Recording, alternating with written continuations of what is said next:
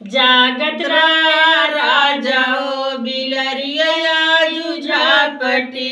जागत राजा हो बिलरिया जुझापटी। सासू के झापटी ससुरवा के झापटी। ननद के लाई के अंगनवा में फाटकी। जागत राजा हो बिलरिया जुझापटी।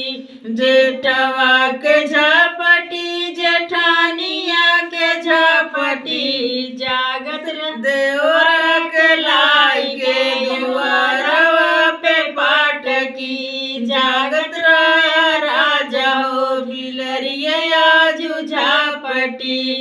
दे सैया के झापटी सवतिया के झापटी। सैया के झापटी पड़ोसिन के झापटी।